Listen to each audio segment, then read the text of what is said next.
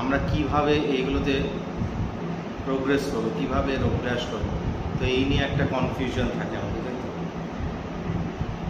প্রথম হচ্ছে গিয়ে কর্মযোগ। কর্মযোগ এবার কীরকম? কর্মযোগ বলতে আমাদের ধারণা থাকে বড় কোনো একটা অনুষ্ঠান করতে হবে আমাদের কর্মের জন্য, তা কিন্তু নয়। শাস্ত্র বলছে আমি যেই আশ্রমে আছি এবং যেই বর্ণে আমার জন্ম হয়েছে সেটা বিহিত যা কর্ম আছে, বর্ণ আশ্রম হিসেবে আমার যা কর্ম আছে সেটা করলেই কর্মযোগ হয়েছে, আলাদা করে আর কিছু করতে হয় না। বোঝা গেল? আমাদের ধারণা থেকে কর্মযোগ মানে হচ্ছে বিশাল কোনো আমাদের এনজিও জয়েন করতে হবে, ভীষণ দান ধ্যান করতে হবে, সব কিছু, এগুলো সমস্ত ভালো, এগুলো করা ভালো, কিন্তু কর্মযোগ শাস্ত্র যেটা বলছে যার দ্বারা আমাদের ক্রম উন্নতি হবে সেটা হচ্ছে গিয়ে আমার বর্ণ এবং আশ্রম বিশেষে কর্ম করা, যেটা আমার বর্ণ এবং যেই আশ্রমে আমি আছি, ব্রহ্মচর্য, গারস্থ, বানপ্রস্থ বা সন্ন্যাস আশ্রম, যেই আশ্রমে আমি আছি এবং যেই বর্ণে আমার জন্ম হয়েছে, ব্রাহ্মণ, ক্ষত্রিয়, বৈশ্য, শূদ্র, যেই বর্ণে আমার জন্ম হয়েছে সেই হিসেবে, সেই আশ্রম হিসেবে যা কর্ম আমার শাস্ত্র বিধান করেছে সেটা করলেই কর্মযোগ হয়ে যায়। কর্ম আর কর্মযোগের অন্তর কি? কর্ম হচ্ছে কি আমাদের অভিসন্ধি প্রধান, মানে কর্মের পেছনে আমাদের একটা কোনো প্ল্যানিং থাকে, কোনো ডিজায়ার থাকে যে এই কর্মটা করলে আমি এই ফল পাব।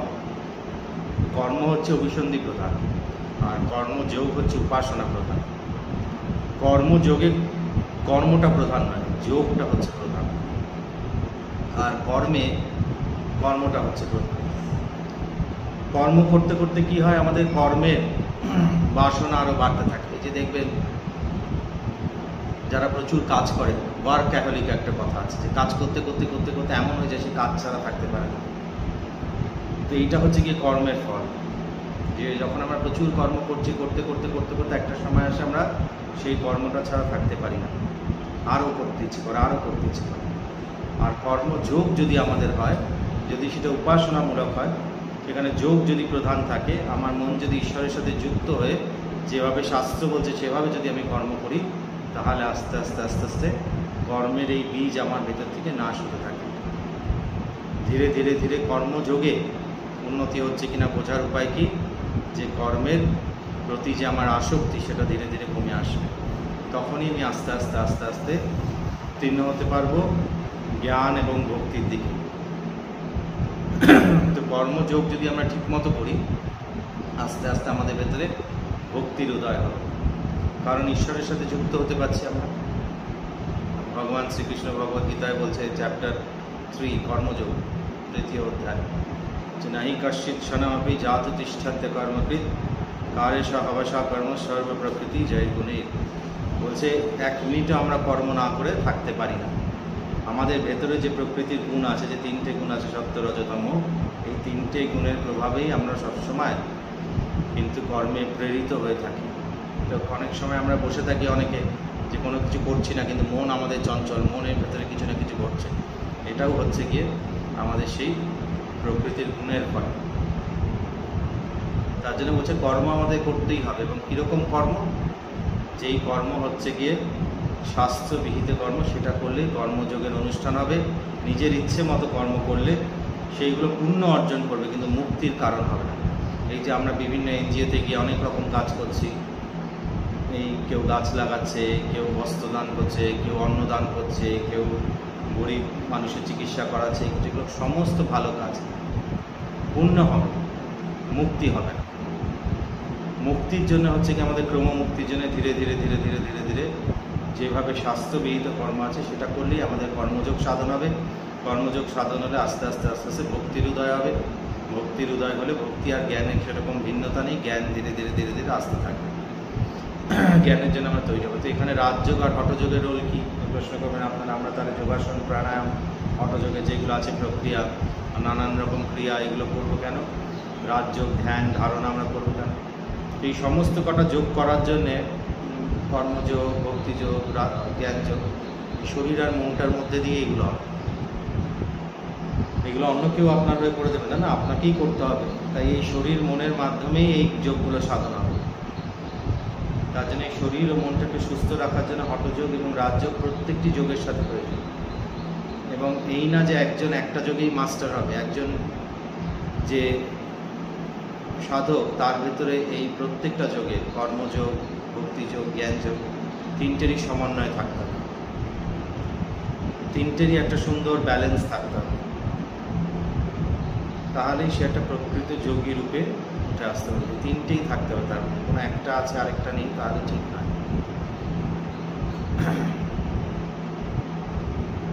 কর্ম আর কর্মযোগের পার্থক্যটা বোঝা গেল?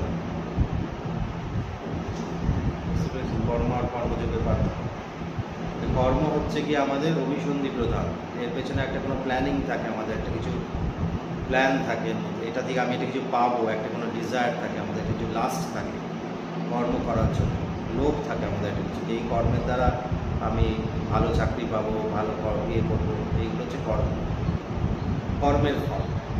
আর কর্মযোগ হচ্ছে কি উপাসনা প্রধান, যে মন আস্তে আস্তে ঈশ্বরের দিকে যাচ্ছে নাকি কর্ম থেকে সরে আসছে। কর্মযোগের সার্থকতা হচ্ছে কর্মের যে আসক্তি সেটা নাশ হবে, কর্ম যখন আমরা করছি তখন কর্মের আসক্তি বাড়বে। কর্ম এবং কর্মযোগের যে পার্থক্য, ভগবদ্গীতায় ভগবান শ্রীকৃষ্ণ বলছে ভূত ভাব করো বিসর্গ কর্মসঙ্গীতা। কর্ম কি? যে সমস্ত ভূতের মধ্যে যে তার ভাব, স্বাভাবিক ভাব, তাকে যে জাগ্রত করে সেটা হলো গিয়ে কর্ম। যার জন্য বলছে শাস্ত্র যেভাবে আমাদের বিধান দিয়েছে সেরকম বর্ণ এবং আশ্রম বিশেষে সেই কর্ম করলেই কর্মযোগের সাধন হয়, নইলে কর্মযোগের সাধন হয় না। তো আজকাল আমরা হচ্ছে বর্ণ আশ্রম নির্বিশেষে সব কাজ করতে চাই, জাগতিক কাজ ঠিক আছে, কিন্তু তাতে আমাদের মানে মুক্তি হবে না, সেটা আমাদের আধ্যাত্মিক পথে সেটা আমাদের কোথাও অগ্রসর করবে না। তো এইটা হলে কি কর্মযোগ। এর থেকে আস্তে আস্তে আস্তে আস্তে ভক্তির উদয় হবে।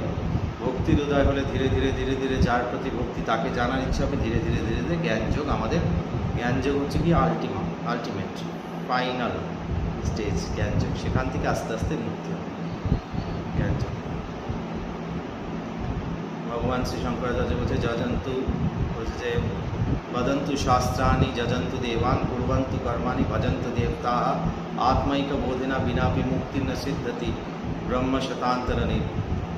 বলছে যে এই সমস্ত কর্ম যে আমাদের এই শাস্ত্র জানা, এই যজ্ঞ করা, পুজো করা, এগুলো সমস্ত ভালো কাজ, এগুলো সমস্ত পুণ্য অর্জন করতে আমাদের সাহায্য করে, কিন্তু আত্মৈক্য বোধ না হলে ঈশ্বর থেকে আমাদের মুক্তি হয় না। ঈশ্বরের সাথে একাত্ম বোধ না হলে, আত্মাকে সেটা যদি আমরা না জানতে পারি, এটাই হচ্ছে জ্ঞান যোগের মাহাত্ম, তাছাড়া মুক্তি হয় না। শঙ্করাচার্য আরও বলছেন কুরুতে গঙ্গা সাগরে গমনম ব্রত পরিপালনম অথবা দানম জ্ঞানবিহীনা সর্বনেনা ভবতি না মুক্তিম জন্মসথে। বলছি এগুলো সব ভালো কাজ, পূর্ণ করছি, তীর্থ করছি, এগুলো সব ভালো কাজ, কিন্তু জ্ঞান ছাড়া মুক্তি হয় না। তার জন্যে জ্ঞানযোগকে প্রাপ্ত করার জন্য আমাদের শুরু করতে হবে কোথা থেকে? কর্মযোগ থেকে। তো কর্মযোগ থেকে এটা আমাদের কনফিউশন থাকে সবার, আমরা জ্ঞানযোগ থেকে অনেকে শুরু করার চেষ্টা করি। কর্মযোগ করলে আমাদের এই যে ইন্দ্রিয়গুলো শুদ্ধ হয়, ইন্দ্রিয়গুলো শুদ্ধ হলে তখন আমাদের ভেতরে এই জ্ঞানটা বসে, জ্ঞানটা তখন আমাদের ভেতরে বসে, নইলে এই শুনবো ভুলে যাবো, এই যে আমাদের হয় না। কারণ হচ্ছে কি আমাদের জন্ম জন্মান্তরের মল এই ইন্দ্রিয়ের দ্বারগুলোকে অবরুদ্ধ করে রাখে। মল বলতে কীরকম হচ্ছে গিয়ে জন্ম জন্মান্তরে যে বাসনা, যে আমাদের কর্মফল, যে ক্লেশ আমাদের ভেতরে এখনো ভোগ করা বাকি আছে, সেইগুলো ইন্দ্রিয় দ্বারকে অবরুদ্ধ করে রাখে, তখন জ্ঞান প্রকাশিত হয়। তো জ্ঞানে জাগ্রত হওয়ার জন্য আমাদের প্রথম কথা কর্মযোগ দিয়ে শুরু করতে হবে। কর্মযোগ দিয়ে আমরা যদি শুরু করি, তাহলে আস্তে আস্তে আস্তে আস্তে আমরা জ্ঞানে উত্তীর্ণ হতে পারব। এবং আমরা যখন জ্ঞানে উত্তীর্ণ হব, যে দেখব জ্ঞান আর ভক্তি আলাদা কিছু জিনিস নয়। ঠিক আছে? ওম নমো নারায়ণ।